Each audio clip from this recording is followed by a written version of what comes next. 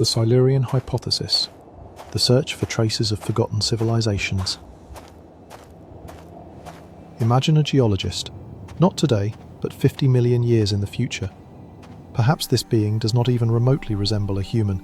Evolution over such a long span could have taken completely unexpected paths. But curiosity, that sacred spark of knowledge, still burns brightly in its consciousness. It holds in its hands a core sample, a long cylinder of rock extracted from the planet's depths with a special drill. This scroll of stone, as thick as a human arm, contains millions of years of history, recorded in layers of sedimentary rock. Every millimeter represents thousands of years of the planet's life, compressed by time into stone. The future researcher's finger glides over the smooth surface of the core, reading this stone book.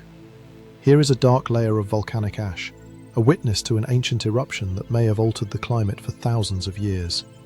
Here are white layers of limestone, the bottom of a vanished warm sea, teeming with life.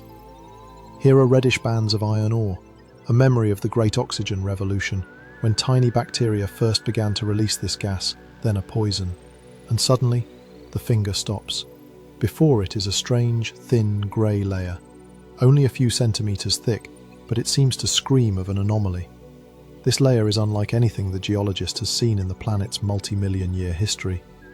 Under a powerful electron microscope, astonishing details emerge within the sample. Tiny, perfectly round spherules of soot, the kind that can only form from the combustion of organic fuel in enormous quantities. Chemical analysis reveals an anomalous ratio of carbon isotopes, as if someone, in a geological instant, had burned trillions of tons of ancient forests that had turned into coal and oil. Microscopic fibres of an artificial polymer are also found there, a substance that nature has never created. And even more mysterious findings, traces of rare earth elements in concentrations impossible under natural conditions. Tiny amounts of long-lived radioactive isotopes that should not exist in nature. The geologist of the future is flipping through the stone book of Earth and suddenly pauses on our page. On the page of the Anthropocene, the age of man. On the layer that we are leaving behind right now, at this very moment. But what if I told you that this is not the first such anomalous page in our planet's stone chronicle? What if, long before us, tens or perhaps even hundreds of millions of years before the first human appeared, another industrial civilization already existed on Earth? What if someone had already built cities, smelted metals, burned fossil fuels, changed the composition of the atmosphere, and then simply vanished, leaving behind only the thinnest chemical trace in the rock record? This is not the script for another Hollywood blockbuster about lost civilizations. This is not a search for Atlantis or a theory about ancient astronauts. This is a serious scientific question known as the Silurian Hypothesis. In 2018, astrophysicist Adam Frank of the University of Rochester and climatologist Gavin Schmidt of NASA's Goddard Institute for Space Studies published a paper that literally rocked the scientific world. Their goal was not to prove the existence of intelligent dinosaurs or subterranean reptiles. No, their question was far more subtle, more elegant, and perhaps more important. If such a civilization had indeed existed millions of years ago, what traces would it have left in the geological record? And most importantly, would we be able to find and recognize those traces today? The name Silurian itself is a clever reference to the iconic British television series Doctor Who, where an ancient race of intelligent reptiles, the Silurians, once ruled the Earth long before the rise of mammals. But the authors of the hypothesis emphasize this is merely a thought experiment, an intellectual game of the highest order. We will not be searching for the ruins of lost temples or deciphering the mysteries of mythical gods. We, like true scientific detectives, will be looking for clues, geochemical fingerprints in the planet's stone chronicle. Because, as the authors themselves elegantly formulated it, we are not claiming that an ancient civilization existed. We are merely asking, what would be left of it if it had existed, and what would those remnants look like today? To answer this mesmerizing question, we must embark on an incredible journey through deep time. We will trace the entire grand history of Earth, from its fiery birth in a protoplanetary disk to the emergence of you and me. We will see how deceptively fragile the traces of civilizations are, and how astonishingly durable the chemical scars that intelligent life leaves on a planet can be. And at the end of this journey, we will understand that the Silurian Hypothesis is not so much about the past as it is about our own future, about what our own thin layer in the great book of Earth will be. Fasten your seatbelts. We are embarking on a journey across 4.5 billion years of planetary history to understand if we might not have been the first. Part 1. Earth before man, a long prelude to intelligence. Chapter 1. The birth of a planet, cosmic chaos and the first seeds of life. To understand just how long the traces of another history might have been hidden, one must first grasp the unimaginable length and turbulence of our own planet's history. The story of Earth is an epic saga that began 4,540 million years ago in the cold and dark protoplanetary disk surrounding the young sun. Imagine this primordial chaos, a gigantic ring of dust, gas and rocky debris, slowly rotating around a newborn star. In this cosmic whirlpool, particles collided, stuck together, shattered, and stuck together again. Gravity patiently gathered matter into larger bodies, planetesimals, asteroids, protoplanets. But the young Earth was nothing like the blue marble we know and love. It was a scorching, molten ball of magma, a truly hellish world, continuously bombarded by asteroids and comets. Imagine a cosmic game of billiards in action. Impacts followed one after another, each bringing a new dose of chaos and destruction. And then, an event of truly titanic scale occurred. Approximately 100 million years after Earth's formation, an object the size of modern-day Mars crashed into it at cosmic speed. Scientists have named this ancient wanderer Theia, after the Titaness from Greek mythology, the mother of Selene, the moon. The impact was so monstrous that it literally tore a huge chunk of our planet's mantle and crust away. Imagine, a planet the size of Mars, travelling at several tens of kilometres per second, slams into the young Earth. The energy of this collision was comparable to billions of hydrogen bombs detonated simultaneously. The debris thrown into space was so hot that it glowed like a second sun. Some of this molten material fell back to Earth, heating its surface even more. But another portion remained in orbit and gradually, under the influence of its own gravity, coalesced into a sphere. Thus our moon was born, not just a random satellite, but our cosmic twin, born in the fire and chaos of a great collision. But Theia brought more than just destruction. It may have delivered the key ingredients for future life to Earth. After this cataclysm, special meteorites, carbonaceous chondrites, continued to fall upon the cooling planet. These were not just cosmic boulders, they were true couriers of life, delivering water and complex organic molecules, amino acids, nucleotides, the very chemical building blocks from which all terrestrial biology would later be constructed. And so, despite the ongoing chaos of the asteroid bombardment, the planet gradually began to cool. Water vapor, erupting from the molten interior, rose into the thin atmosphere and condensed into clouds. Rains began, not ordinary showers, but titanic deluges of water that poured from the sky for thousands upon thousands of years. Water filled the craters and basins, creating the first oceans and seas. Remarkably, this process took a relatively short amount of time. Just 200 to 300 million years after its birth, Earth already possessed a hydrosphere, oceans of liquid water. We find evidence of this in the oldest minerals on the planet, tiny zircon crystals more than 4 billion years old. These microscopic diamonds of time have preserved the chemical signatures of that distant era. And what is astonishing, they contain hints of the existence not only of liquid water, but also of a light isotope of carbon that could have had a biological origin. Of course, this is not yet direct proof of life, but it is a tantalizing hint that the stage for the greatest drama in the universe was set almost from the very beginning. Cosmic chaos had created the perfect conditions for a cosmic miracle, the emergence of life. Chapter 2. The early dawn of life, 3 billion years of invisible labour. So, we have a planet with oceans, complex chemistry, and a relatively stable climate. What happened next? What followed was silence, a long, almost unbearable silence that stretched across entire geological eras. But it was a deceptive silence, filled with the invisible but titanic work of creating life. Somewhere in the warm, chemical-rich waters of the ancient oceans, what scientists call abiogenesis occurred, the emergence of life from non-living matter. We still do not know exactly how this happened. Perhaps it occurred in black smokers, underwater geysers spewing hot water saturated with minerals and organic compounds. Or maybe life arose in quiet lagoons, where cycles of evaporation and condensation concentrated organic molecules to critical levels.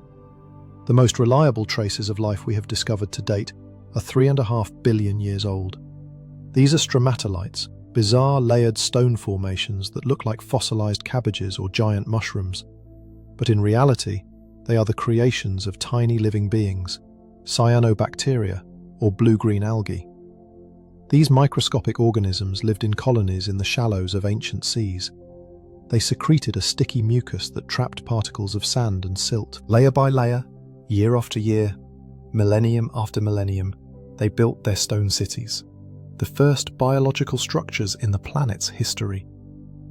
But cyanobacteria accomplished something far more important than architecture. They invented photosynthesis, a process that would forever change the face of the Earth. These tiny creatures learned to use the energy of sunlight to split water molecules, releasing oxygen as a byproduct.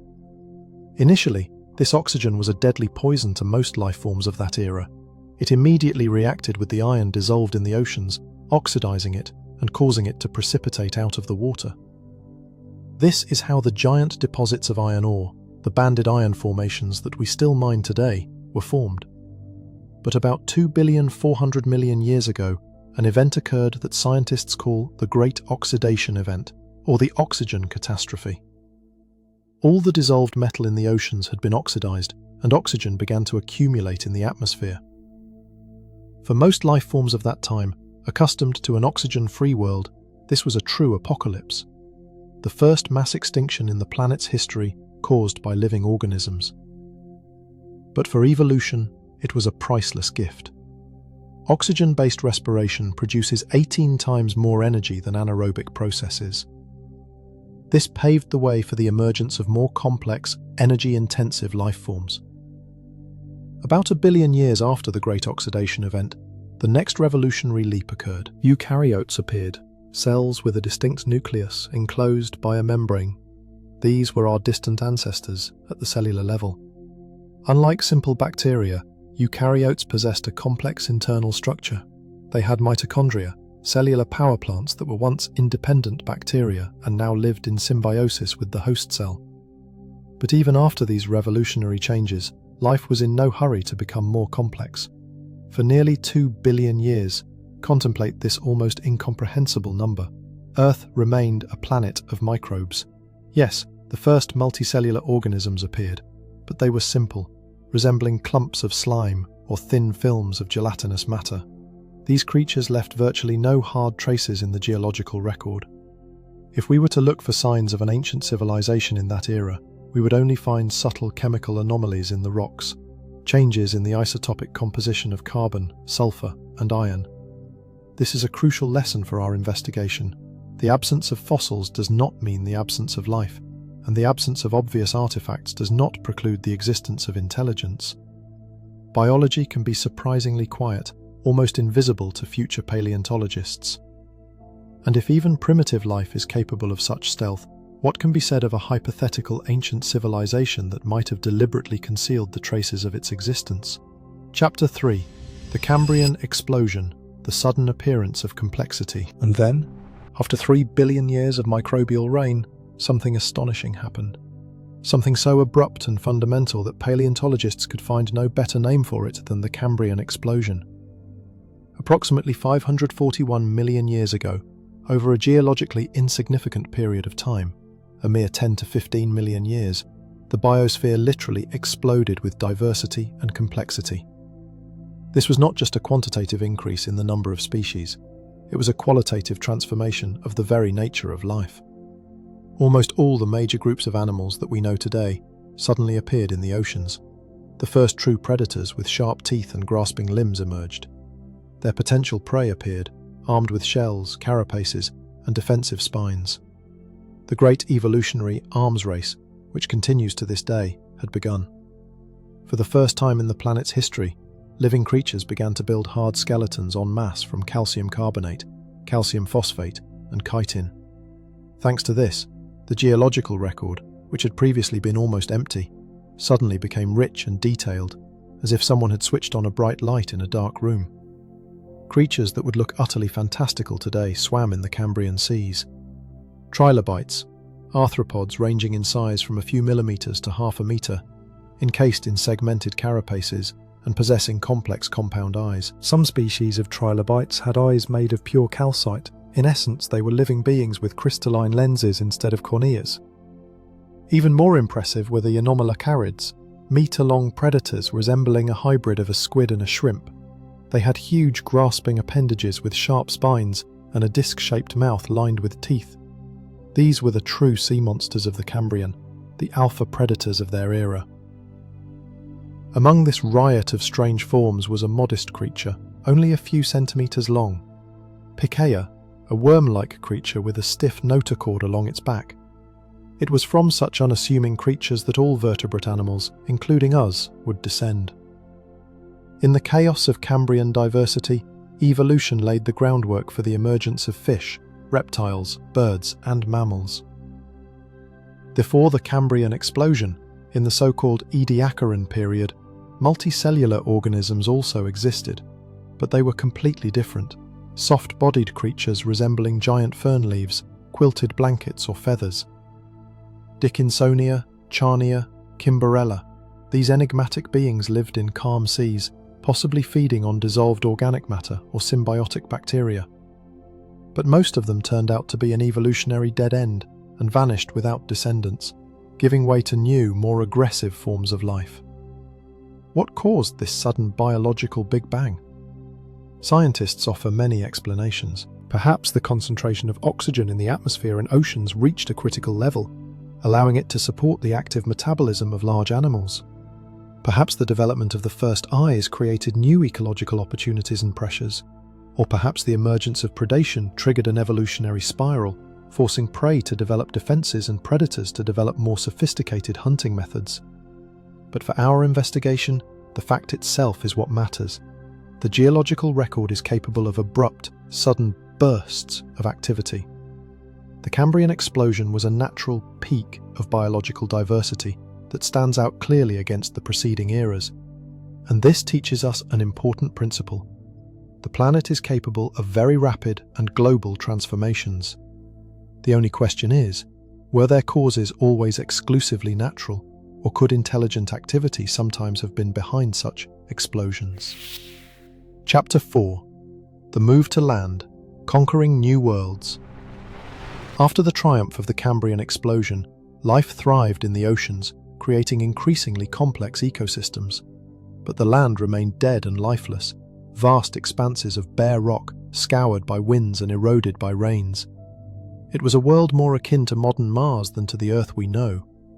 But evolution was already preparing for a new great conquest. The first timid scouts were microscopic films of cyanobacteria and primitive fungi that dared to anchor themselves at the very edge of the water. They created thin, biological crusts on damp rocks. Life's first attempts to leave its native aquatic element. But the real breakthrough began in the Silurian period, the very one that gave its name to our hypothesis about ancient civilizations. Approximately 443 million years ago, the first true land plants appeared in coastal marshes, Cooksonia and its relatives. Imagine these pioneering creations. Simple green stems, just a few centimeters tall, devoid of leaves and roots. But they already had a revolutionary innovation. A vascular system, xylem and phloem, which allowed them to transport water and nutrients from the soil to the tips of their shoots. This was a biological invention comparable in importance to the invention of the wheel in human technology. Thanks to the vascular system, plants were able to grow upward toward the sun, competing for light. A process began that would eventually lead to the emergence of giant forests. But in the Silurian, these were still modest thickets, more like modern moss than trees. and as soon as food appeared on land, the first eaters arrived. About 430 million years ago, arthropod migrants from the sea were already crawling across the coastal plains. Ancient scorpions the size of lobsters, millipedes resembling living trains, and arachnid hunters. These pioneers fed on decaying plant matter and hunted each other, creating simple but functional terrestrial food chains. The air filled with sounds the planet had never heard before. The rustle of feet on stones, the crunch of chitinous exoskeletons, the squeak of the first land predators. The Devonian period, which followed the Silurian, became a time of true triumph for life on land. Plants learned to create wood, a strong tissue that allowed them to grow tall without fear of breaking under their own weight.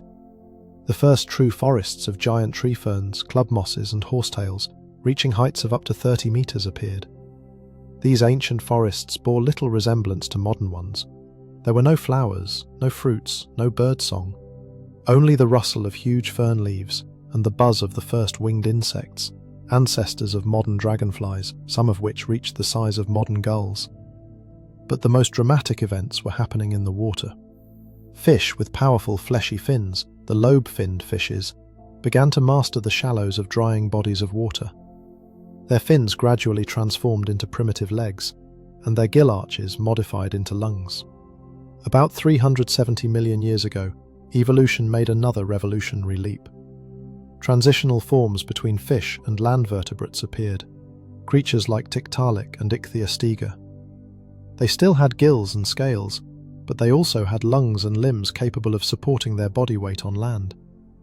These creatures became the first tetrapods, four-limbed vertebrates. From them descended all land vertebrates, amphibians, reptiles, birds, and mammals. In the swamps of the Devonian, our distant ancestors took their first uncertain steps, and herein lies a funny irony of history.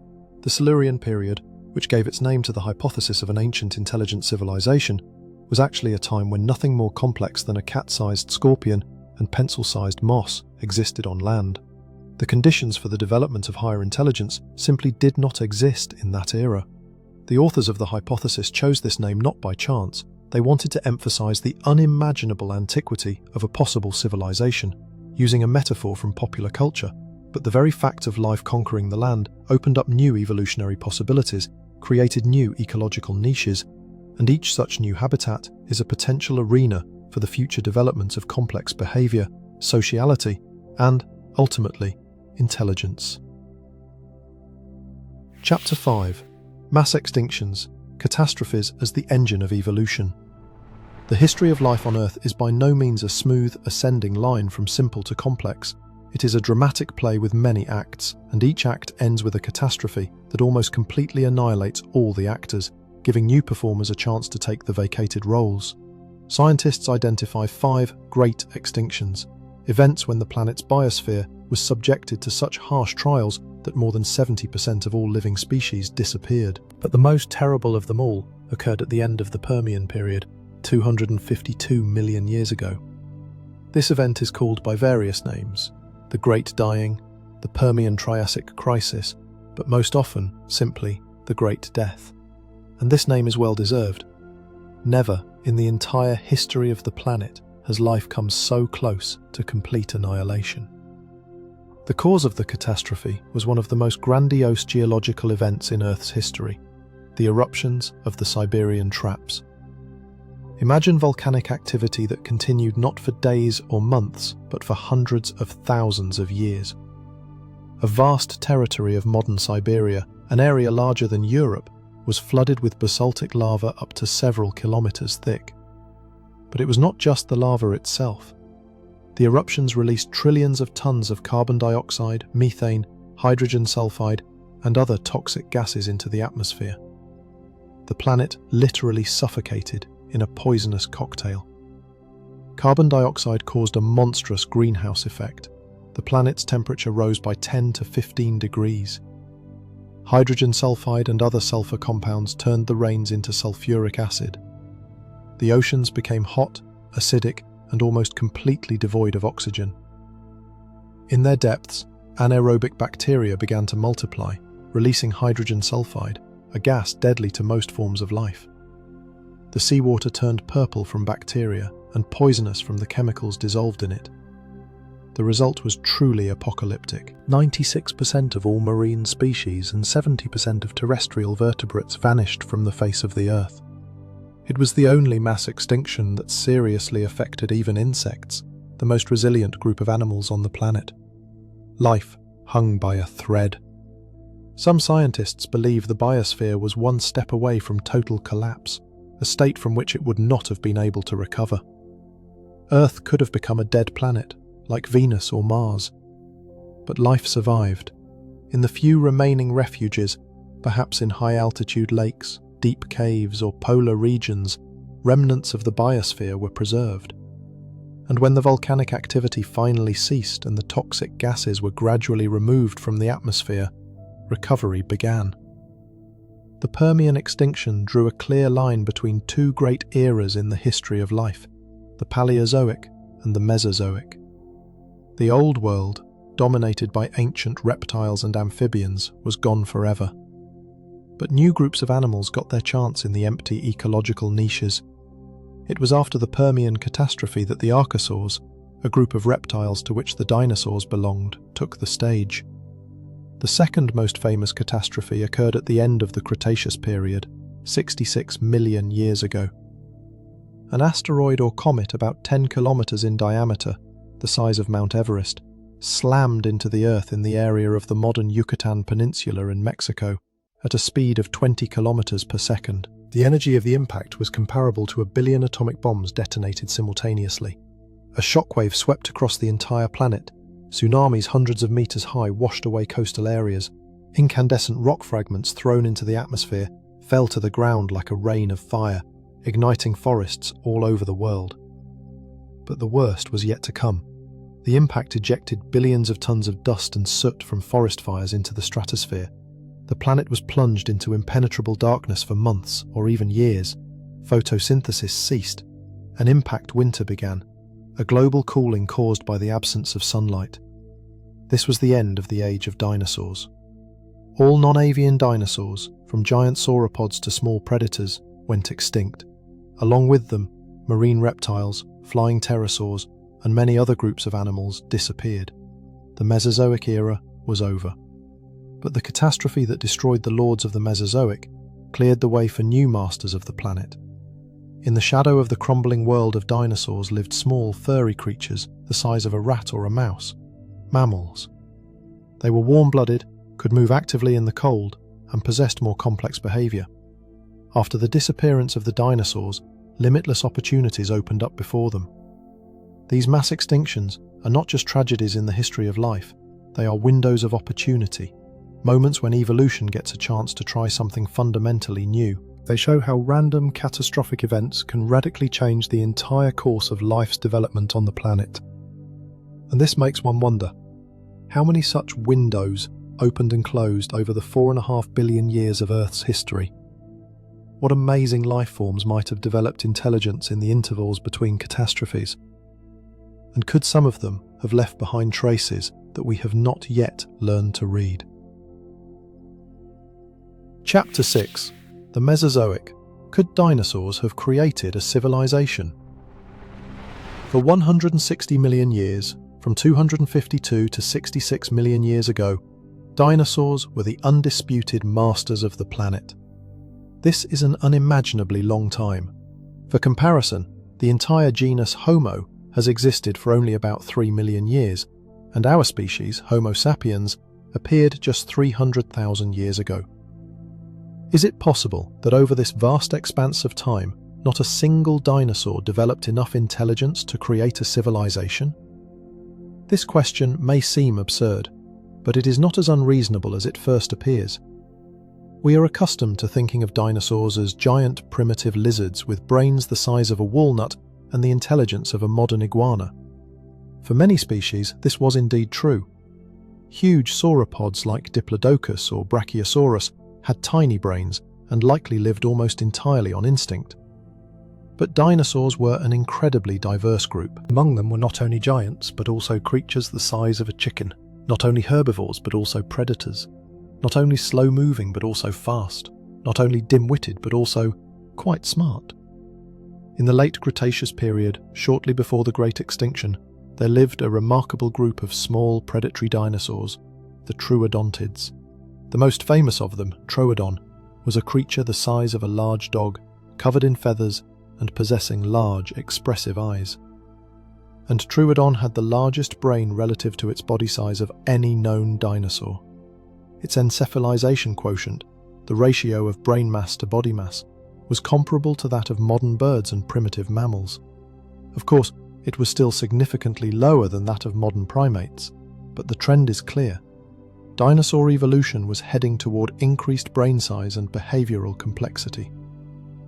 Troodon possessed stereoscopic vision, which indicates an ability to accurately judge distances, a useful skill for both hunting and manipulating objects. Its forelimbs were mobile enough to grasp and hold prey, and the structure of its inner ear suggests a well-developed sense of balance and coordination. Some scientists suggest that Troodontids might have exhibited quite complex social behavior. Perhaps they hunted in packs, using primitive forms of communication. Maybe they even used simple tools, stones to break eggs, or sticks to extract insects from tree bark. In the 1980s, Canadian paleontologist Dale Russell conducted a famous thought experiment that still captures the imagination.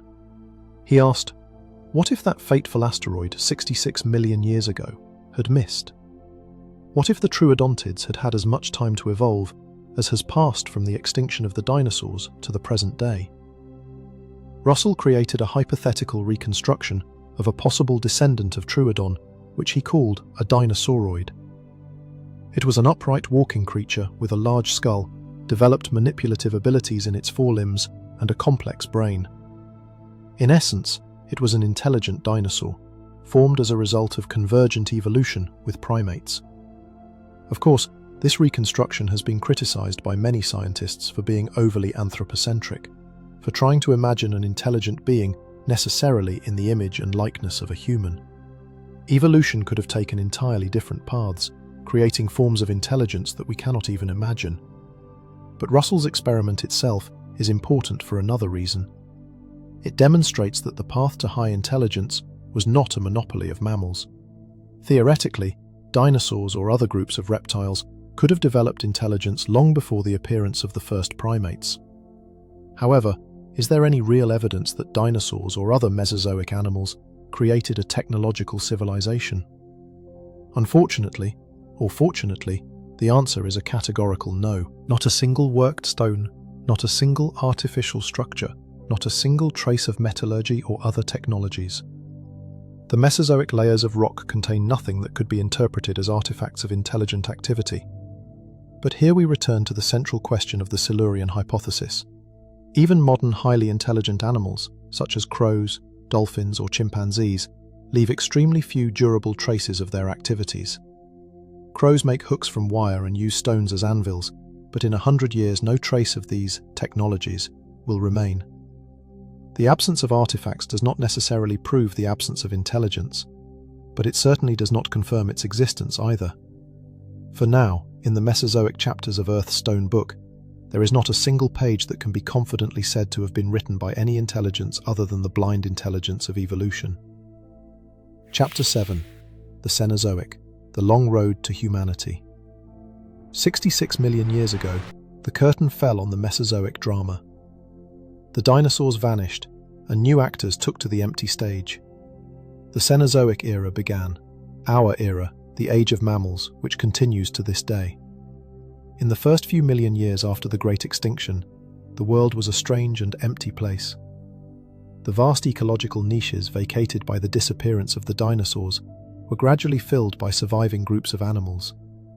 Mammals, which in the Mesozoic had been small nocturnal creatures, began to rapidly increase in size and diversity. Just 10 million years after the catastrophe in the Paleocene, some mammals had reached the size of a bear. The first large herbivores appeared, ancestors of modern ungulates. They were followed by predators, archaic creodonts, vaguely resembling a hybrid of a wolf and a hyena. But for our story, another group of small arboreal animals that appeared around the same time is more important.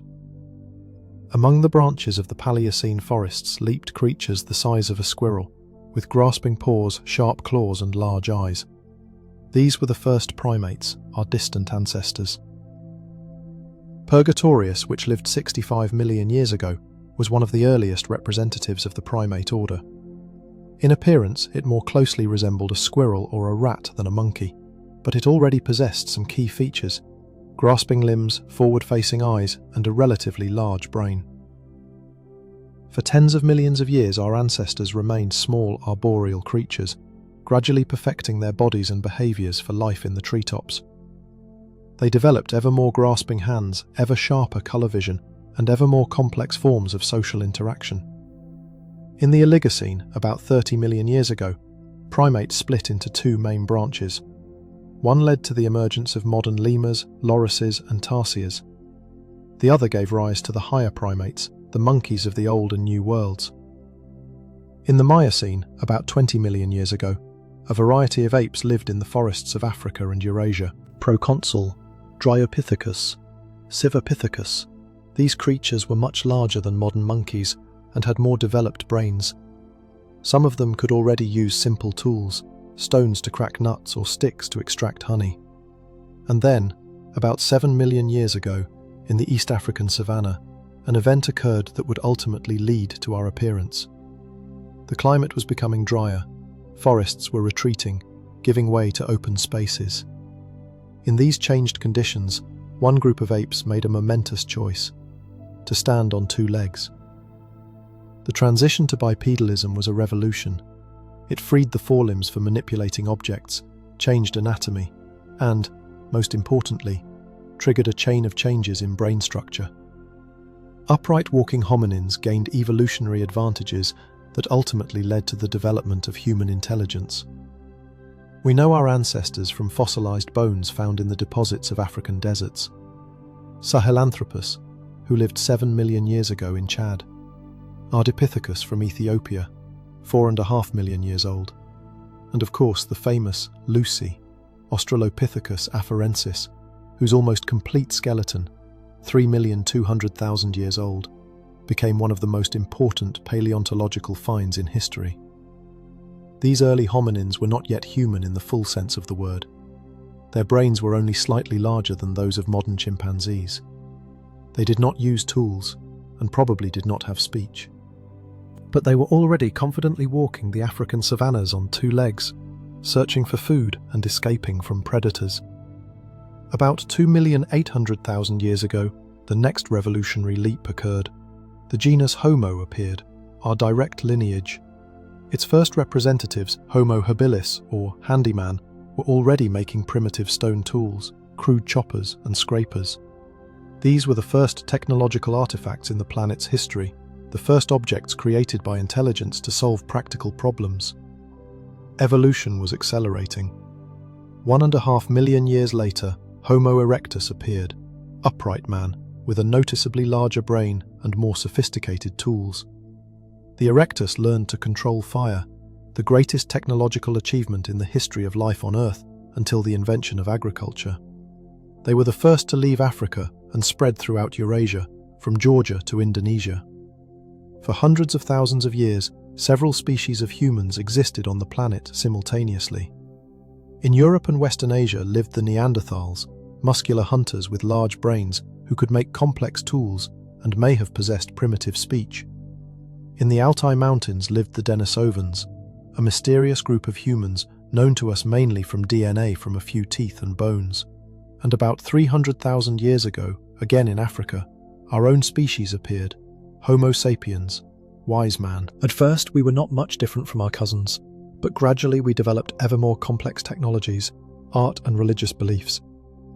The last Neanderthals disappeared about 40,000 years ago. The Denisovans may have survived even later, but in the end, we were left alone, the only surviving species of the genus Homo on the entire planet. And even after that, our civilization remained but a distant possibility. For tens of thousands of years we lived by hunting and gathering, leaving almost no durable traces. Only 12,000 years ago, when the last ice age ended, did we invent agriculture. 6,000 years ago, we built the first cities and invented writing. And only 200 to 300 years ago did the Industrial Revolution begin. Our entire written history, with its pyramids and temples, empires and wars, steam engines and computers, is the thinnest film of time on top of the giant pyramid of geological history. If the entire history of Earth were compressed into a single year, humanity would appear in the last seconds of December 31st, and industrial civilization in the final fractions of a second before midnight. We are incredibly young newcomers in an ancient world. And yet, in these moments of geological time, we have already managed to change the planet so drastically that our trace will be visible for millions of years. This paradox, the short duration of civilization and the long-term nature of its impact, lies at the heart of the Silurian Hypothesis. Part 2. The Anthropocene as the Key, Learning to See the Traces of Intelligence. Chapter 8. What makes a civilization visible? The geochemical signatures of humanity. And so, we arrive at the most interesting part, ourselves. At the era that scientists increasingly call the Anthropocene, the Age of Man. By studying the traces we are leaving in the geological record right now, at this very moment, we gain an invaluable key to searching for possible traces of other civilizations in the past. We are creating a kind of detective's cheat sheet for future geologists. But what exactly makes us visible in stone? What will remain of our civilization in millions of years, when not a trace of our cities is left and our bones have turned to dust? Our first and most striking signature is the radical change in the chemical composition of the atmosphere. Over the last 200 years, since the beginning of the Industrial Revolution, we have burned colossal amounts of fossil fuels, coal, oil, and natural gas. This is ancient organic matter, buried in the Earth's crust tens and hundreds of millions of years ago. This ancient carbon has a special isotopic composition. It contains less of the heavy isotope carbon-13 compared to atmospheric carbon dioxide. When we burn fossil fuels, we release enormous quantities of this light carbon into the atmosphere. This chemical signal is already permanently recorded in the planet's most sensitive archives. In the ice cores of Antarctica and Greenland, where each annual layer of ice preserves the composition of the ancient atmosphere. In the calcareous shells of marine organisms, which build their homes from dissolved carbon dioxide in the water. In the stalagmites of caves, which grow drop by drop, recording the chemical history of groundwater. This signal is called the Suez effect, after the Austrian chemist who first described it. It is a sharp, global spike of light carbon that will be visible in geological deposits for millions of years, even when nothing else of our civilization remains. Our second durable trace is completely new materials that never existed in nature. Every year, we produce over 300 million tons of plastic, polymers that do not biodegrade. Microplastic particles have already been found everywhere, from the summit of Mount Everest to the deepest ocean trenches, from Arctic ice to tropical soils. A future geologist will find in the rocks of our time a thin but global layer saturated with these polymer fossils. Technofossils, as scientists call them. Plastic bottles, bags, toys, and car parts will turn into a new type of mineral, with no analogue in the entire previous history of the planet. Our third signature is artificial radioactivity. Since 1945, humanity has conducted over 2,000 nuclear tests. They have released radioactive isotopes into the atmosphere that either do not exist in nature at all or are found in negligible quantities. Plutonium-239 is an artificial element that can only be formed in nuclear reactors or atomic bomb explosions. Tritium is a super-heavy hydrogen with a half-life of 12 years. Cesium-137, strontium-90 and carbon-14 in anomalous concentrations. These isotopes have settled all over the planet, from the poles to the equator, creating a perfect time marker, a golden spike that precisely dates the mid-20th century. Even in millions of years, when the short-lived isotopes have long since decayed, traces of their daughter products will remain, irrefutable evidence of our nuclear age. The fourth trace is the radical alteration of the planet's biosphere. We are causing the sixth mass extinction in Earth's history, yet at the same time, we are drastically increasing the biomass of a few select species. The bones of the billions of chickens we raise each year will create a unique paleontological layer. The pollen of cultivated plants, wheat, corn, rice, already dominates modern deposits in many regions. We are literally reshaping the evolutionary tree of life, creating new species through selective breeding and genetic engineering, and destroying wild ecosystems. This evolutionary explosion of domesticated animals and cultivated plants against the backdrop of a mass extinction of wildlife is another unique fingerprint of our era. The fifth signature is the alteration of the planet's geology itself.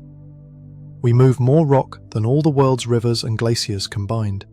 Every year, humanity extracts over 40 billion tons of minerals, building materials, and fossil fuels. We create artificial mountains of tailings, dig canals, and build islands. Modern cities are, in fact, a new type of geological formation, technogenic layers saturated with metals, ceramics, concrete, and glass in concentrations impossible in nature. But the most striking discovery made by the authors of the Silurian Hypothesis lies in a paradox of sustainability. The more environmentally friendly and self-contained our civilization becomes, the weaker its geological trace will be.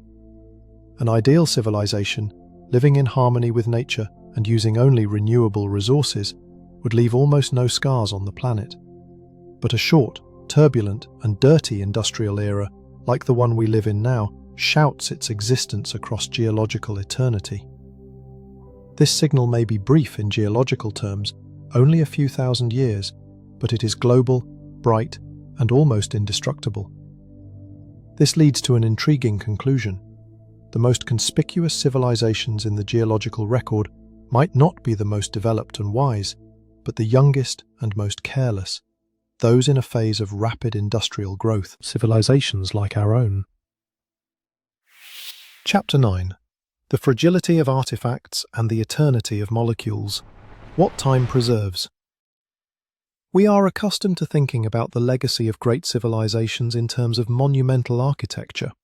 In our imagination, we see the pyramids of Giza, which have stood for 4,500 years, the Great Wall of China, snaking over mountains for thousands of kilometers, Roman aqueducts, still astonishing in their engineering perfection.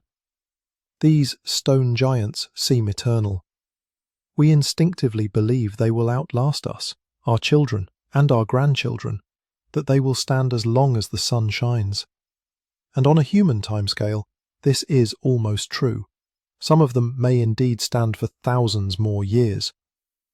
But on a geological timescale, everything we have built is a sandcastle on the seashore. Time is a ruthless sculptor that relentlessly erases all traces of intelligent activity. Imagine New York City 1,000 years after people have abandoned it. Without constant maintenance, steel structures will rust, concrete will crack from frost, and tree roots will tear up the asphalt. Manhattan will turn into green, forested hills with a few fragments of skyscrapers sticking out like teeth from the ground. In 10,000 years, erosion and vegetation will have erased almost all traces of the city. In 100,000 years, advancing and retreating glaciers will grind even the strongest foundations to dust. And in 1,000,000 years, a future archaeologist digging in this area will find practically nothing to indicate the existence of one of the greatest cities in human history. The planet constantly renews its surface. Tectonic plates move slowly but surely, subducting oceanic crust into the mantle, where it melts at temperatures over 1,000 degrees. Mountains rise and are eroded away. Rivers change their courses, wearing down continents and carrying their particles to the oceans. Glaciers advance and retreat, reshaping landscapes. In this continuous process of planetary recycling, finding an artifact 10 million years old is an almost impossible task. Even if such an object survived, how could it be distinguished from a random natural formation? How could one prove that this strange stone is not a whim of erosion, but the creation of an intelligent mind? But there are traces that prove to be far more durable than any architecture. These are molecular signatures, chemical changes scattered across the entire planet and buried under thick layers of sedimentary rock. Imagine the floor of the Pacific Ocean near a mid-ocean ridge. Here, far from the continents, at a depth of several kilometers, a very thin layer of cosmic dust, volcanic ash and plankton remain settles year after year. This process proceeds at a snail's pace, just a few millimeters per 1,000 years, but it creates a perfect chronological archive. Each layer in this archive is a page in the planet's diary. If there was a release of lead from leaded gasoline into the atmosphere, that lead will settle to the bottom and be forever recorded in the corresponding layer. If a peak of radioactivity from nuclear tests occurred, it too will remain in the rock. If microplastic particles were floating in the ocean, they will end up there as well. Deep-sea sediments are not the only keepers of the planet's chemical memory. The history of groundwater is recorded in the stalagmites of caves, where each growth ring corresponds to a specific period. Information about atmospheric pollution from past centuries is preserved in the annual rings of ancient trees. The ancient atmosphere, with air bubbles hundreds of thousands of years old, is frozen in the ice cores of polar glaciers. These natural archives are far more durable than any creation of human hands. A chemical spike in deep-sea sediments can outlive continents. The oceanic crust will eventually be subducted into the mantle, but tens or even hundreds of millions of years will pass before that happens. Therefore, if we truly want to find traces of an ancient industrial civilization, we need to look not for the ruins of lost cities. We need to learn to read the chemical anomalies in the most stable geological formations on the planet, in rocks that formed in deep lakes, in underground caves, on the floors of ancient seas. Geochemistry proves more durable than archaeology. Molecules outlast monuments, and perhaps, somewhere in the depths of the Earth's crust, chemical messages from civilizations that vanished long before the first dinosaur appeared are still stored. We need to learn not to read stones. We need to learn to read atoms. Part 3. The Silurian Hypothesis in the Strict Sense. Chapter 10. Posing the Question. The Revolutionary Scientific Method of Frank and Schmidt. And now, armed with a deep understanding of our planet's history and knowledge of the indelible traces left by industrial activity, we can return to that revolutionary paper by Adam Frank and Gavin Schmidt. What exactly did these two scientists propose in their provocative 2018 article? Their work is a model of brilliant scientific provocation, an intellectual experiment of the highest order. They did not claim that the mythical Silurians from the British TV series actually existed and ruled the Earth at some point. No, their approach was far more subtle and methodologically rigorous. They posed the question quite differently. Are we, modern scientists, even ready for such a discovery? Do we even know what to look for? Do we know how to read the geological signatures of intelligence? In essence, Frank and Schmidt applied the principles of astrobiology, a rapidly developing science about life in the universe, to our own planet.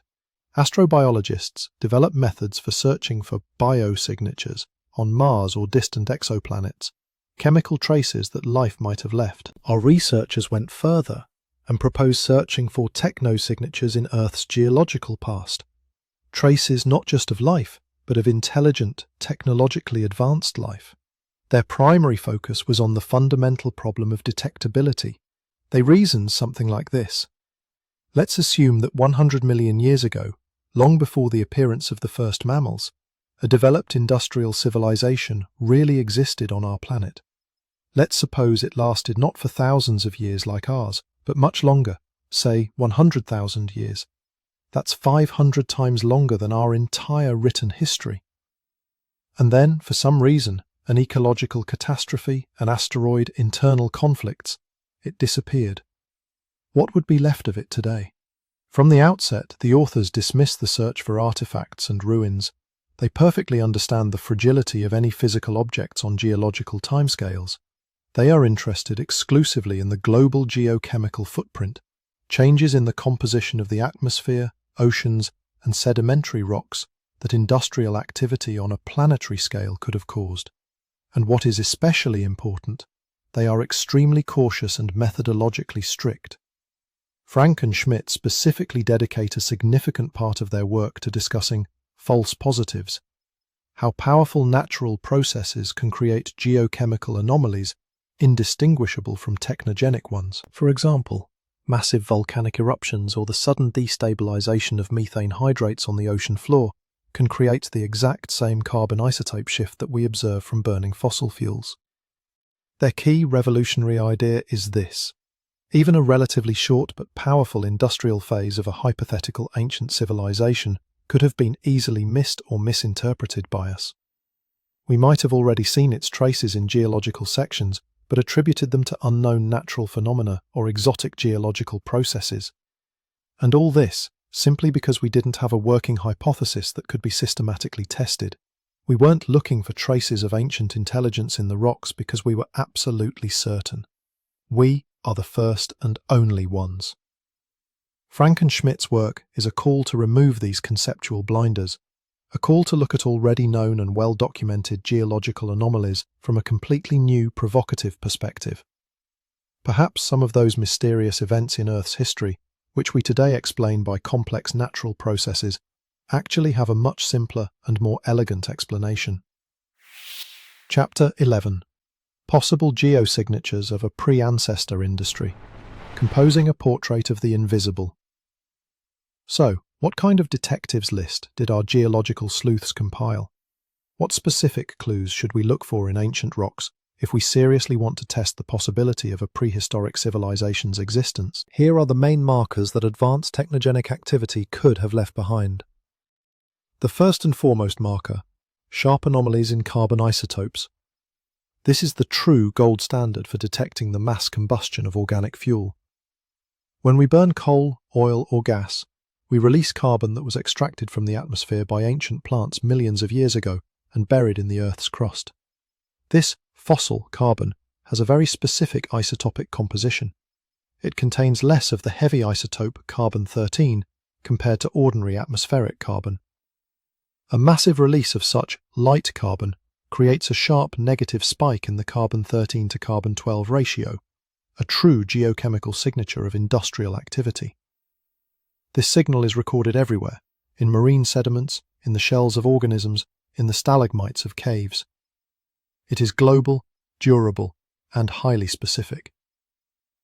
The second marker, anomalies of nitrogen and phosphorus in oceanic deposits. Modern agriculture consumes colossal amounts of artificial fertilizers, compounds of nitrogen and phosphorus produced in chemical reactors. A significant portion of these substances is washed by rivers into the oceans, where it causes massive blooms of algae and phytoplankton.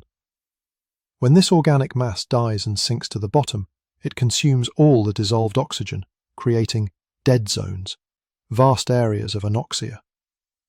Such events leave characteristic black layers in marine sediments, rich in organic compounds and depleted of oxygen. If we find similar layers in combination with anomalous concentrations of nitrogen and phosphorus, it could indicate ancient chemical agriculture. A third, particularly intriguing marker, artificial organic molecules. Our chemical industry has created tens of thousands of synthetic compounds that never existed in nature. Remove polymers, chlorofluorocarbons, pesticides, dyes, pharmaceuticals, hormones. Many of these substances are exceptionally stable and can be preserved in sedimentary rocks for millions of years. The search for such molecular fossils, or chemofossils, would be a real breakthrough. Particularly promising is the search for the combustion products of synthetic materials, so-called pyroplastics. When plastics burn, they form specific carbon structures that can be detected even in microscopic quantities using modern analytical methods. The fourth marker, long-lived artificial radionuclides. If a hypothetical ancient civilization used nuclear energy for electricity production, in medicine, or God forbid for military purposes, it could have left behind characteristic isotopic anomalies. Particularly interesting is plutonium-244, with a half-life of 80 million years. This isotope is practically not formed in nature, but can accumulate in nuclear reactors. Even after tens of millions of years, its traces would be detectable in rocks. Similarly, technogenic isotopes of uranium, neptunium, or americium could serve as irrefutable evidence of an ancient nuclear industry. The fifth marker, sharp changes in the rates of erosion and sedimentation. Mass deforestation, ploughing of soils, construction of roads and cities, open-pit mining, all these activities dramatically accelerate erosion. Streams of silt, clay, and sand rush into rivers and from there into lakes and oceans, creating abnormally thick layers of sediment. Such an erosional pulse leaves a clear trace in the geological record, a sudden increase in the amount of terrigenous, continental material in marine deposits. If this pulse coincides in time with other technogenic markers, it strengthens the hypothesis of an artificial origin. The sixth, most exotic marker, a globally distributed techno-substrate. Imagine a thin layer in the rocks that contains microscopic fragments of clearly artificial origin, particles of concrete with an unnatural ratio of calcium and silicon, shards of glass with additives of rare earth elements, metal alloys that never occur in nature. If such a layer were discovered simultaneously in sections on different continents, in Africa, Asia, America, it would become sensational proof of global technogenic activity in the past. The key methodological principle: none of these markers by itself is 100% proof of the existence of an ancient civilization. Nature is capable of amazing tricks, and most geochemical anomalies can be explained by exotic but entirely natural processes. But if we discover several independent markers in the same thin geological layer simultaneously, for example, a carbon isotope shift plus traces of synthetic molecules, plus a heavy metal anomaly, plus radioactive isotopes, then the case becomes truly interesting. It would be extremely difficult for nature to explain such a coincidence. We need to look not for individual things, but for systemic patterns, characteristic combinations of independent anomalies that collectively point to the activity of intelligent beings. Chapter 12. Where to look. Hotspots in geological history. If we have seriously decided to search for these enigmatic technosignatures, where do we begin? The geological record of Earth spans 4.5 billion years. It is truly an ocean of time. Digging through this entire history in search of hypothetical traces of an ancient civilization is not just a difficult task, but an absolutely impossible one. We need a strategy.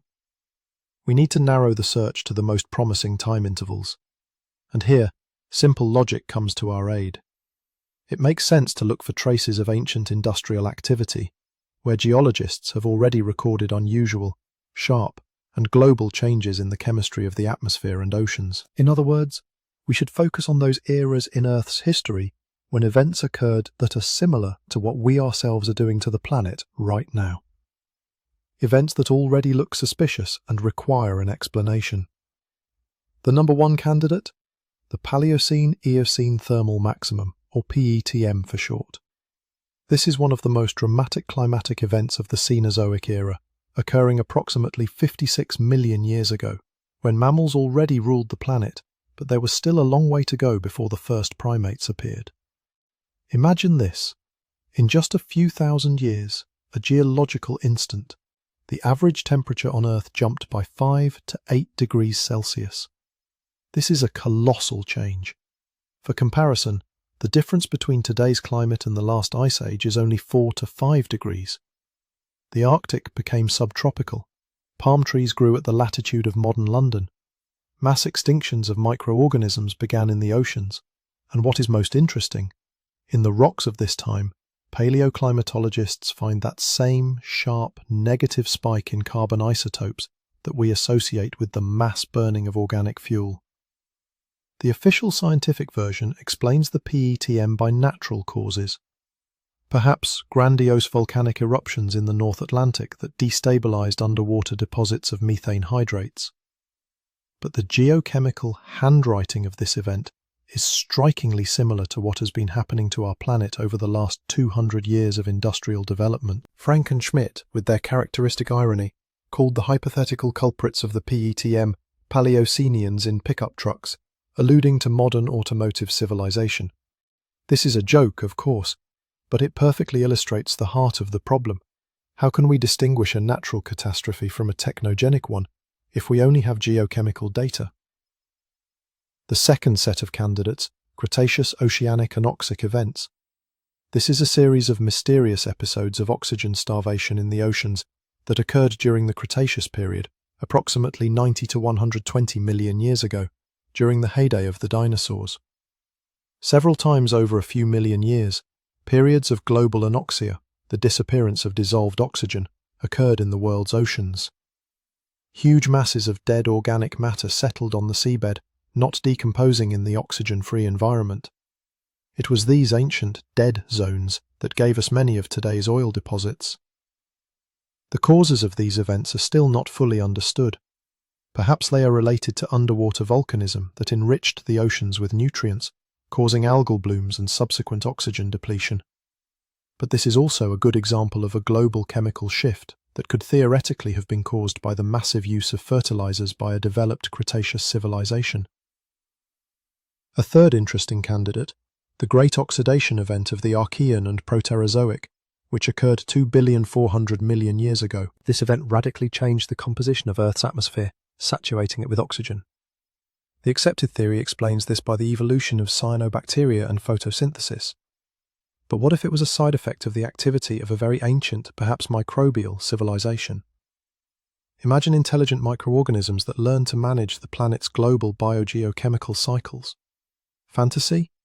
Perhaps. But it shows that even the most fundamental events in Earth's history can be reimagined through the lens of the Silurian Hypothesis. Where exactly to look? Priority should be given to studying cores from deep-sea drilling wells. Projects like the Ocean Drilling Program give us access to the most complete and continuous records of geological history.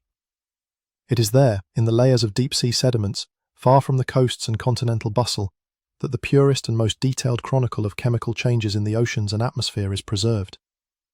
Cores from areas with high sedimentation rates are especially valuable, where every millennium turns into a centimetre of rock. Such temporal resolution allows for the detection of even relatively short anomalies lasting tens of thousands of years. Cave deposits, stalagmites and stalactites, are also of great interest. They grow slowly but continuously, recording the chemical composition of groundwater over millions of years. Traces of past atmospheric anomalies can be found in their growth rings. Chapter 13. The Main Deceivers: How Nature Masquerades as Technology. On the path of our geological investigation stands a cunning adversary, nature itself. The Earth is an incredibly complex and dynamic system, capable of such grandiose cataclysms and chemical tricks that they can easily mimic the footprint of a developed industrial civilization. These natural processes are our main confusers, capable of misleading even the most experienced geochemists. Let's get to know these masters of disguise better. Eruptions of large igneous provinces are not the ordinary volcanoes we see today. They are giant fissures in the Earth's crust, from which oceans of basaltic lava pour out over hundreds of thousands or even millions of years. Imagine volcanic activity on such a scale that it covers a territory the size of India, with a layer of lava several kilometers thick. The Siberian traps, which caused the Great Permian extinction, are a classic example of such an event. The Deccan traps in India, which erupted right around the time the dinosaurs died out. The Ametian traps in China, the Karoo in South Africa, all these geological monsters have left an indelible mark on the planet's history. Their geochemical signature is strikingly similar to our own. They release trillions of tons of carbon dioxide into the atmosphere, creating a powerful greenhouse effect. They saturate the air with mercury, sulfur, and halogens, turning rain into acid. Their combustion products, soot and ash, are spread across the entire planet, creating global layers of pollution. And all of this is very similar to what we do: burn fossil fuels, change the climate, pollute the atmosphere. How can we distinguish a man-made catastrophe from a volcanic one? This question is a true cornerstone of the Silurian hypothesis.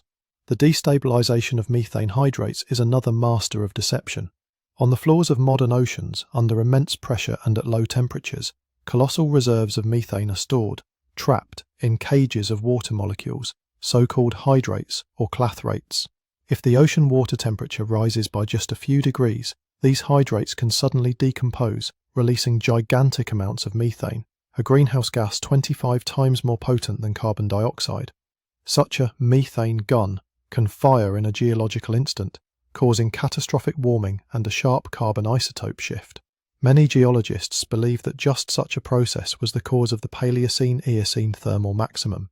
The natural destabilization of methane hydrates could have created the exact same geochemical footprint that our industrial civilization leaves. Impacts of large asteroids and comets are the third great deceiver. The impact of a cosmic body several kilometers in diameter releases energy comparable to the explosion of millions of nuclear bombs. It ejects billions of tons of dust and vapor into the atmosphere, causes global fires, and can enrich a geological layer with rare elements, iridium, osmium, platinum, which are common in meteorites but extremely rare in the Earth's crust. The Cretaceous-Paleogene boundary, marking the demise of the dinosaurs, contains anomalously high concentrations of iridium, a classic sign of an asteroid impact. But theoretically, a developed civilization could also have enriched sedimentary layers with rare metals, for example by mining platinum from asteroids, or through intensive metallurgy. Evolutionary explosions and mass extinctions can also mimic some aspects of technogenic impact.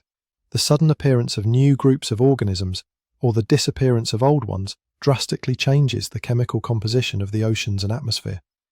The Cambrian explosion created an anomalous peak in biodiversity, the Great Extinctions, anomalous troughs, and we today are simultaneously causing a sixth mass extinction and creating an evolutionary explosion of domesticated animals and cultivated plants. How will future paleontologists distinguish a natural evolutionary crisis from a man-made one? Oceanic overturns are another cunning natural process. Sometimes in Earth's history, the global circulation of ocean waters changed abruptly or even stopped. This led to the mass death of marine life, the accumulation of organic matter on the seabed, and the formation of black shales, rocks rich in carbon. Such events could create isotopic anomalies very similar to technogenic ones. And considering that changes in oceanic circulation can also be caused by human activity, for example, the melting of glaciers, which freshens polar waters, the line between natural and artificial becomes even more blurred. The strategy to avoid deception. To avoid falling for these natural tricks, geochemists must use a multi-marker approach. It is necessary to look not for one, but for a whole complex of independent signs that, in their totality, unequivocally point to the technogenic origin of the anomaly. For example, volcanic eruptions can create a carbon isotope shift, but they cannot produce synthetic polymers. Methane hydrates can cause warming, but they cannot leave traces of artificial radionuclides. Asteroid impacts enrich rocks with platinum, but they do not create molecular fossils of plastic. Only by finding several types of technosignatures that nature cannot fake in one geological layer simultaneously can we confidently speak of the traces of an ancient civilization. We need to compile a fingerprint of the supposed technogenic anomaly, so detailed that no natural process could imitate it. Part 4. The Dark Side, Myths, Legends, and Dubious Finds. Chapter 14. Out-of-place artifacts, when imagination outpaces science. As soon as we begin to talk about the possibility of ancient advanced civilizations, a whole collection of mysterious finds known as OOPArts, out-of-place artifacts, inevitably surfaces. These are objects that, if their discoverers are to be believed, were found in geological layers where their presence seems impossible from the perspective of the accepted chronology of human history. These finds have become real fuel for conspiracy theories, alternative archaeology, and fantastic hypotheses about paleo-contacts. They regularly appear in documentaries on channels like the History Channel, in books by pseudoscientific authors, and on internet forums for lovers of mysteries. Let's analyze the most famous of them from the position of strict scientific analysis. The Baghdad Battery is one of the most famous OOPArts, found in the 1940s near Baghdad.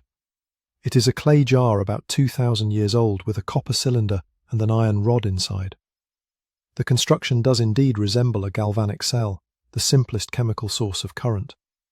Enthusiasts of alternative history claim that this is proof of knowledge of electricity in antiquity. Some have even built working replicas that do indeed generate a weak current when filled with an acidic solution. But archaeologists and science historians explain this find much more simply. It was most likely an ordinary container for storing papyri or other organic materials. The copper and iron were used not to create an electrochemical reaction, but simply as available materials for making a sturdy container. The fact that such a construction can accidentally generate electricity is an interesting side effect, but not proof of the intentions of ancient craftsmen. The London hammer, is an iron hammer with a wooden handle, found in 1934 in Texas. It was discovered embedded in a piece of sandstone, which creationists and proponents of alternative chronology dated to the Ordovician period, that is, 400 million years old. If this were true, it would mean that someone was making iron tools long before the appearance of not only humans, but even dinosaurs. The sensational find attracted the attention of journalists and science fiction writers. However, geologists quickly solved this mystery. The sandstone in which the hammer was found turned out not to be ancient sedimentary rock, but a modern concretion, a mineral growth that can form around any object in a few decades or centuries under the right conditions. Such concretions often form around metal objects in the presence of groundwater rich in dissolved minerals. The hammer was likely lost or discarded in the 19th century, and gradually became overgrown with a stone crust, creating the illusion of antiquity. The Dorchester pot is a metal vase of elegant workmanship that supposedly flew out of a blasted piece of Precambrian rock in Massachusetts in 1851. According to newspaper reports of the time, workers were conducting blasting operations, and this strange object fell out of the split rock. The age of the rock was estimated at 600 million years. This is the Precambrian, a time when there was no complex multicellular life on Earth at all, let alone intelligent beings capable of metallurgy. Modern researchers consider this story a classic 19th century newspaper hoax.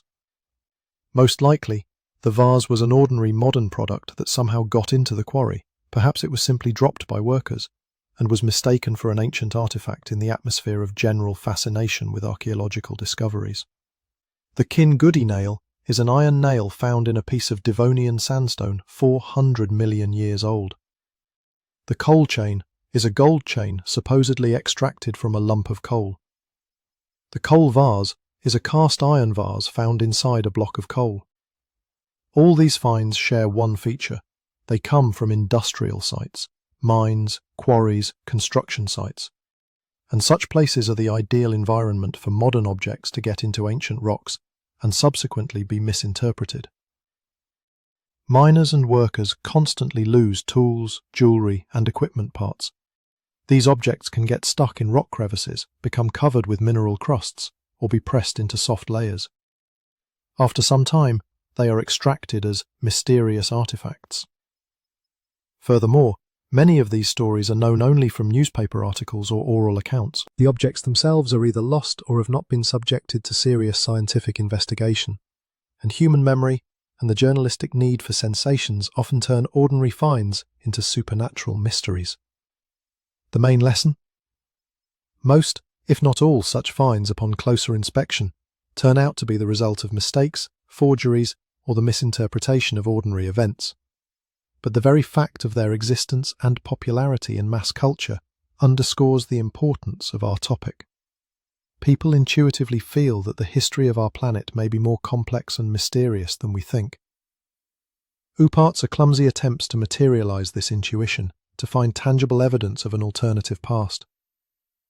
The Silurian Hypothesis offers a more elegant and scientifically sound approach, to search for traces of ancient civilizations not in dubious artifacts, but in global geochemical signals that are impossible to fake or misinterpret. Chapter 15. Myths of Nuclear Antiquity, when epic meets physics. Among all the legends of ancient high-tech civilizations, tales of prehistoric nuclear wars hold a special place. These stories, combining elements of mythology, pseudoscience, and modern fears of an atomic apocalypse, have become a popular theme in alternative archaeology and ufology. The roots of these theories go back to ancient Indian literature, primarily the great epic Mahabharata, one of the largest literary works in human history. This text, created between the 8th century BC and the 4th century AD, contains strikingly vivid descriptions of destructive weapons.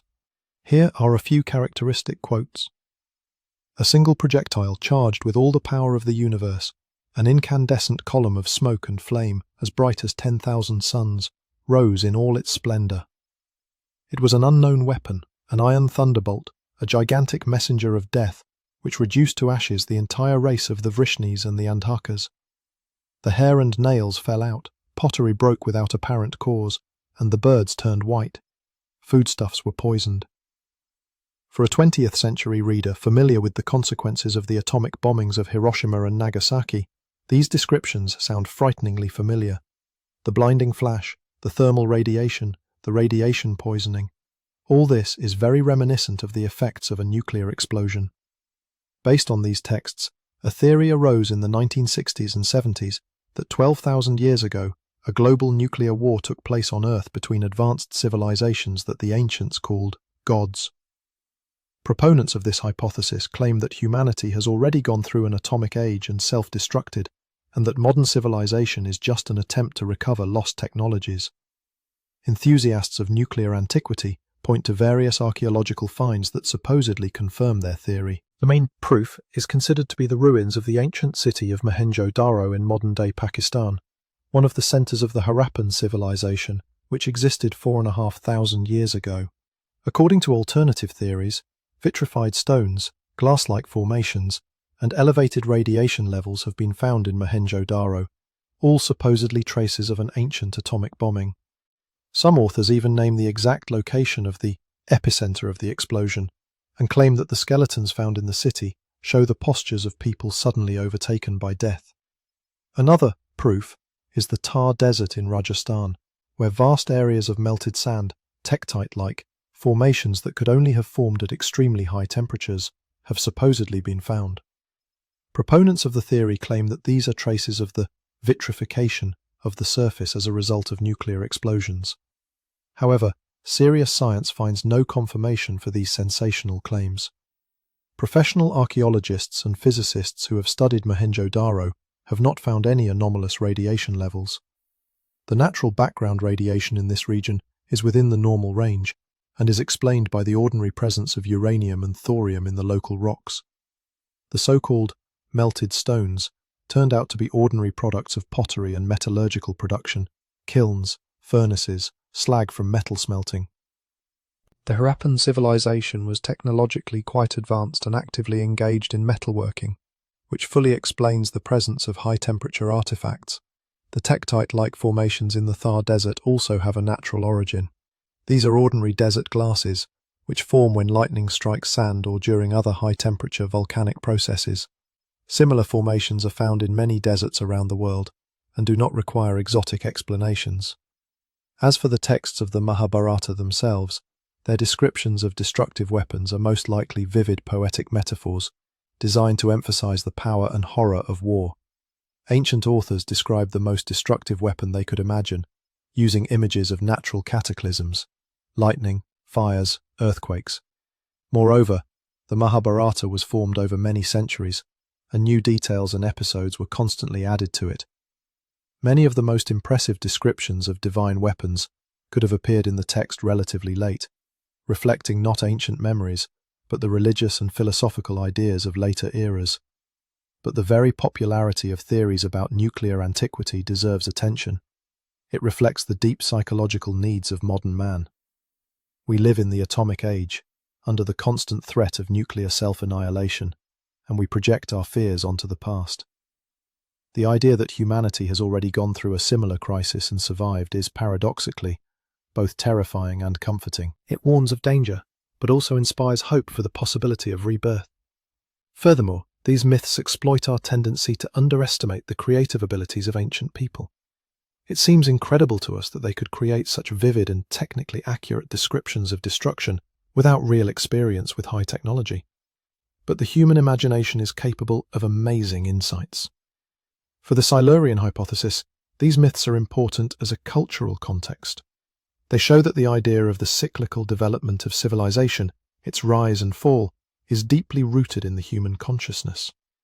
But, unlike mythological constructs, a scientific hypothesis must seek real, testable evidence, not in the poetic metaphors of ancient texts, but in the chemical composition of rocks.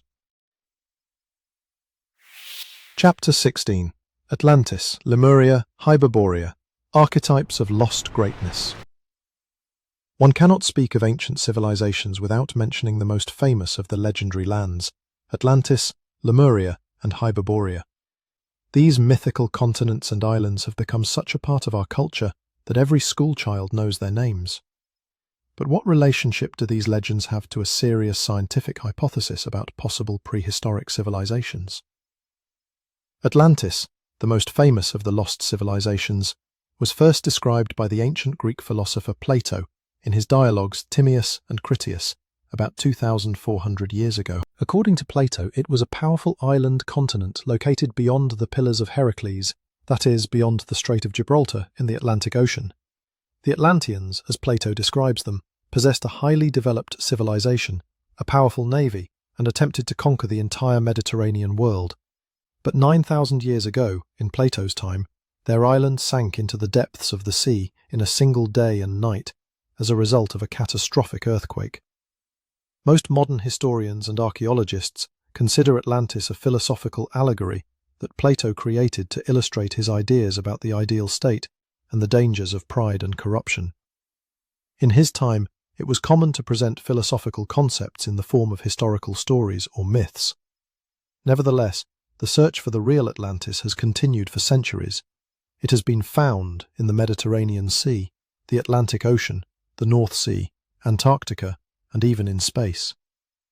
Every major archaeological discovery, from Troy to the Mayan civilization, has been declared the real Atlantis. Lemuria is another mythical continent, but the origin of this legend is more curious. In the 19th century, zoologists noted the strange distribution of lemurs, primitive primates found on Madagascar and in Southeast Asia, but absent in Africa and India. To explain this puzzle, the English zoologist Philip Sclater suggested that a land bridge once existed between Madagascar and India, a continent he named Lemuria in honour of the lemurs. This continent supposedly later sank into the Indian Ocean. With the development of the theory of continental drift and plate tectonics, the need for Lemuria disappeared. The distribution of lemurs is perfectly explained by the breakup of the ancient supercontinent Gondwana. But by that time, Lemuria had already been adopted by theosophists and occultists, who populated it with a highly developed race of Atlanteans. Hyperborea is a legendary northern country from ancient Greek mythology. According to ancient sources, it was a blessed land beyond the north wind, which is what the name Hyperborea means, where eternal spring and abundance reigned. The Hyperboreans lived for 1,000 years, knew no disease or sorrow, and were especially close to the god Apollo. In the 20th century, some researchers tried to locate Hyperborea in the Arctic or Siberia, linking it to ancient migrations of Indo-European peoples. But most scholars view Hyperborea as a purely mythological construct, reflecting Greek ideas about an ideal world. Why are these myths so persistent? Legends of lost civilizations touch upon deep archetypes of the human consciousness. They embody our dreams of a golden age, our fears of catastrophe, and our hopes for rebirth. They offer a romantic alternative to our conception of the past as a gradual progression from primitiveness to civilization. Furthermore, these myths exploit real mysteries of history and archaeology. How did ancient people manage to build the pyramids? How did they cross oceans and settle remote islands? Why do different cultures have similar myths and symbols? Legends of ancient super-civilizations offer simple answers to complex questions. An important distinction: mythological deep time rarely exceeds 10 to 15,000 years.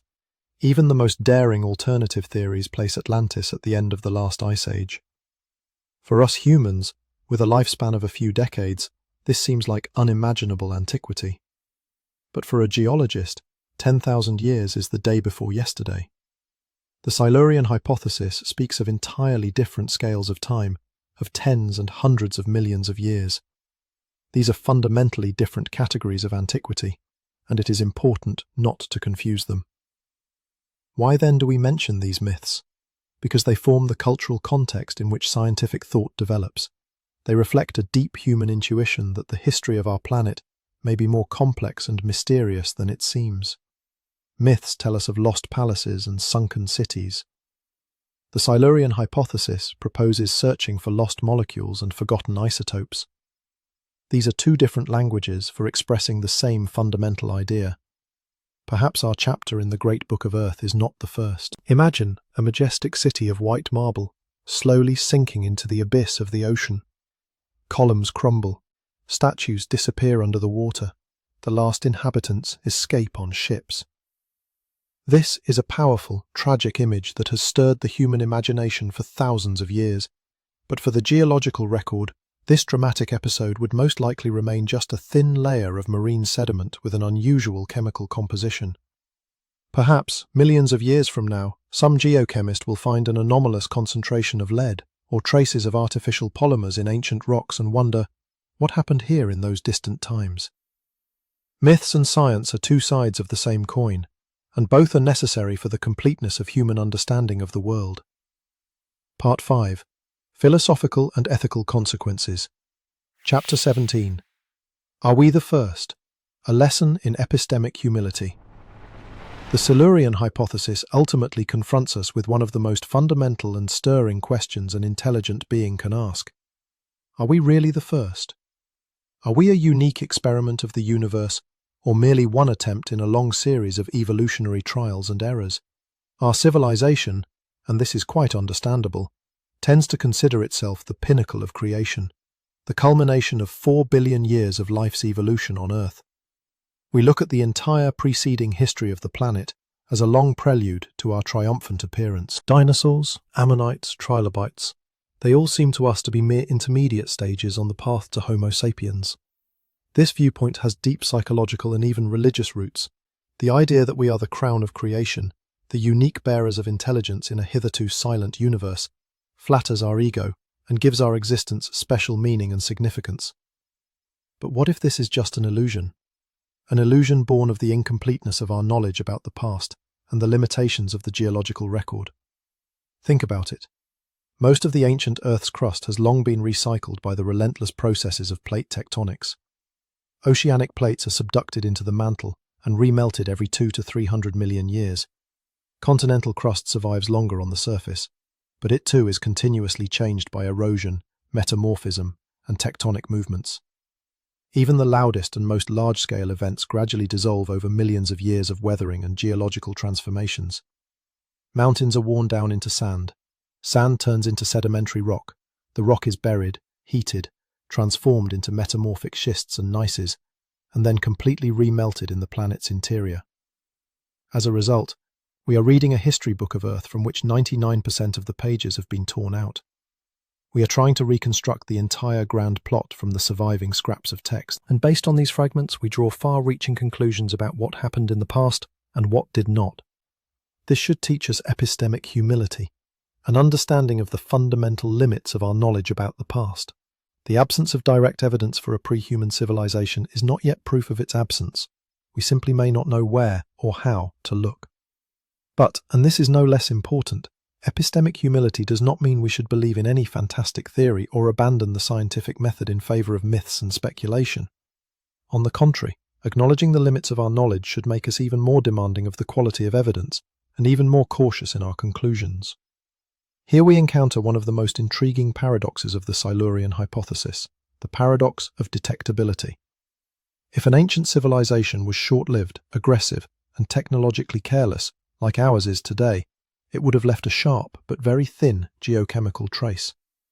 This trace could easily have been lost among natural anomalies or erased by geological processes. And what if an ancient civilization was wise, sustainable, and existed for millions of years, living in complete harmony with the planet's biosphere? Then it would have left practically no geological traces. Its greatest success, achieving ecological equilibrium, would have been the cause of its complete invisibility to future researchers. This leads to a paradoxical situation. The most primitive and destructive civilizations may be the most noticeable in the geological record, while the most developed and wise may be the least noticeable. We may be looking for the wrong ones. This thought opens up dizzying prospects. Perhaps there were many attempts to create intelligent life in Earth's history. Perhaps some of them were more successful than ours and learned to live without leaving scars on the planet. Perhaps we are just another of evolution's experiments, and far from the most successful one. But does this mean we should fall into pessimism or nihilism? Not at all. On the contrary, the Silurian hypothesis can teach us to appreciate the uniqueness of our moment in history and to realize the enormous responsibility that rests on our shoulders. We cannot say with certainty that we are the first, but we can say with complete certainty that we are here and now. We are the only civilization known to us in the universe, and our actions will determine whether we become that thin, dark layer in the rocks of the future, or manage to transition to sustainable development and become almost invisible to geologists millions of years from now. The very idea that this has happened before can be a useful thought experiment. It forces us to doubt our own exceptionalism, to be more attentive to the mysteries of our planet, and to be more cautious in our actions. If other civilizations really existed and disappeared, then why did they disappear? What can we do to avoid their fate? How can we move from a destructive to a creative phase of development? Epistemic humility is not a rejection of the search for truth, but an acknowledgement that the truth may be more complex and surprising than we think. It is a willingness to revise our views in the face of new facts. It is the understanding that the universe is not obliged to conform to our expectations and prejudices. And, in this sense, the Silurian Hypothesis is an excellent exercise in intellectual honesty. It teaches us to ask the right questions, even if the answers to them may be uncomfortable or unexpected. Chapter 18. The Lesson of the Anthropocene: How Not to Become a Thin Layer. And this brings us to the most important lesson of the Silurian Hypothesis. Ultimately, it is not so much about the past as it is about the future. By peering into the depths of geological time in search of hypothetical ancient civilizations, we are actually studying ourselves and our own place in the planet's history. We already know one thing for sure. Our industrial era is leaving a powerful, multi-layered global geochemical trace. Our thin layer in the stone book of Earth is already forming right now at this very second. A future geologist 50 million years from now will certainly find it and will easily identify it as the technosignature of an intelligent civilization. But what will be written on the pages after our layer? That depends entirely on us. Will it be the chronicle of a scorched, desolate planet slowly recovering from a technogenic catastrophe? Or will our bright industrial spike turn out to be just a short transitional episode, after which civilization learned to live in harmony with the biosphere? Imagine two scenarios. Scenario 1. We continue on our current path. We burn more and more fossil fuels, release more and more carbon dioxide, produce more and more plastic and industrial waste. The climate becomes more and more unstable, the biosphere more and more impoverished. In the end, either an ecological collapse or internal conflicts over resources lead to the demise of industrial civilization. In the geological record, this scenario will be reflected as a sharp peak of technogenic markers, followed by a long period of recovery. An isotopic anomaly of carbon, a layer of microplastics, traces of radioactivity, a mass extinction of species, and then a slow, gradual return to natural values, as nature heals the wounds inflicted. In millions of years, our trace will look like the trace of an asteroid impact, a bright, dramatic, but short-lived pulse of destruction in the calm flow of geological time. Scenario 2. We learn from our mistakes and transition to a sustainable model of development. We replace fossil fuels with renewable energy sources. We create closed-loop production cycles, where the waste from one process becomes the raw material for another. We learn to live in equilibrium with natural ecosystems. In this case, our geochemical footprint will become weaker and weaker. Carbon dioxide emissions will stabilize. The concentration of plastic in the environment will stop growing. Radioactive isotopes will decay to their natural background levels. Civilization will become almost invisible to the geological record. A future researcher will find a short but intense burst of technogenic activity at the beginning of the 21st century, and then, practically nothing. The civilization will not have disappeared, but will have learned to live without leaving scars on the planet. Which of these scenarios will be realized? It depends on the choices we make right now. On whether we can transition from the adolescent stage of civilization, noisy, wasteful, self-centered, to a mature stage, characterized by wisdom, restraint, and harmony with the surrounding world. The Silurian Hypothesis holds up a mirror to us. By studying the possible traces of ancient civilizations, we are actually studying the possible versions of our own future. We see what our own geological signature might look like millions of years from now, and this mirror is not very flattering.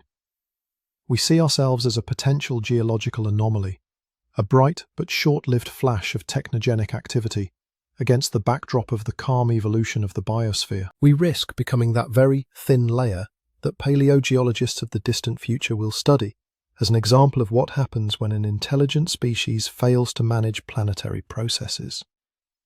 But we have a choice. We can learn from the hypothetical mistakes of hypothetical predecessors. We can use our knowledge of the traces a civilization leaves to minimize our negative footprint and maximize our positive impact. We can become the civilization that future researchers will search for but fail to find, not because we vanished, but because we learned to live wisely. Part 6. Epilogue. What we have learned about ourselves. So, we have made an incredible journey through 4.5 billion years of our planet's history. We began with a simple question. Could other industrial civilizations have existed before us? And arrived at much deeper reflections on the nature of intelligence, time, and our place in the universe. What is the bottom line? Did technologically advanced civilizations exist on Earth before the appearance of man? To be honest, we still don't know. We do not have a single, reliable, verified, reproducible piece of evidence that would convincingly confirm this hypothesis. No geological section contains unambiguous technosignatures. No chemical analysis of ancient rocks has revealed indisputable traces of artificial processes. No isotopic anomaly has received a definitive explanation in terms of ancient industrial activity. But the absence of evidence is not evidence of absence, and therein lies the main value of the Silurian hypothesis. It does not claim that ancient civilizations existed. It merely shows us how little we know about the possibilities of detecting such civilizations, and how much we can learn if we begin to systematically search for their traces. The Silurian hypothesis is, above all, about the scientific method, about how to correctly formulate even the most daring and provocative questions, about how to turn fantastic assumptions into testable hypotheses, about how to distinguish scientific speculation from pseudo-scientific myth-making. Adam Frank and Gavin Schmidt have shown us a model of intellectual honesty and methodological rigor. They did not try to prove the existence of dinosaur engineers or reptilian metallurgists. They simply asked the question, are we ready for such a discovery? Do we know how to read the geochemical signatures of intelligence? Do we know what to look for and where? This is a powerful tool for astrobiology. If we learn to search for traces of extinct civilizations on Earth, we will be much better prepared to search for them on Mars, Venus, or distant exoplanets. The methods for detecting technosignatures developed for studying our own past could be the key to understanding our place in the universe. But most importantly, it is about our responsibility. By studying the hypothetical traces of hypothetical predecessors, we are actually studying our own footprint, which we are leaving right now. We recognize ourselves as a geological force, capable of shaping the face of the planet for millions of years to come. This footprint is our choice. We can remain in Earth's history as a short, bright, but destructive anomaly, another catastrophe in a long series of mass extinctions, or we can become something more, a civilization that has learned to live in harmony with the biosphere and has almost disappeared from the geological record precisely because of its wisdom. The probability that we will one day find the ruins of a Silurian metropolis is vanishingly small. But reflecting on this possibility is incredibly useful. It teaches us intellectual humility, the understanding that the history of our planet may be far more complex and surprising than we think. Human civilization is just one page in the thick book of Earth. Perhaps there were other chapters in this book, written by other authors and vanished without a trace under the rubble of geological epochs. Or perhaps we are indeed the first, and a huge responsibility for the future of intelligence in the universe rests on our shoulders. We are only just beginning to learn how to correctly read the planet's stone chronicle and to ask the right questions about its past. Who knows what surprises await us in the further study of the history of life on our amazing planet? Imagine that laboratory by the sea with which we began our story. The scientist of the future holds a core sample of ancient rock in their hands, tens of millions of years of history in their palm. They are searching in this stone for traces of another intelligence, but in reality, they are reading the history of their own species. They are reading our common past and our common future, written in the eternal language of chemistry and time. And in this story, each of us is a co-author. Every one of our actions, every one of our decisions, adds a new line to the chapter we are writing right now. Will this chapter be a story of wisdom or of recklessness, of harmony or of chaos, of flourishing or of demise? The answer depends on us. Thank you for taking this journey into deep time with me. If you found this story about the search for traces of intelligence in the planet's stone chronicle as fascinating as I did, don't forget to support the channel. Your likes, comments, and subscriptions are the best fuel for creating new scientific investigations. What other geological mysteries and cosmic secrets would you like to solve with me? Write your ideas in the comments. Perhaps your suggestion will become the topic of the next video. See you again in deep time.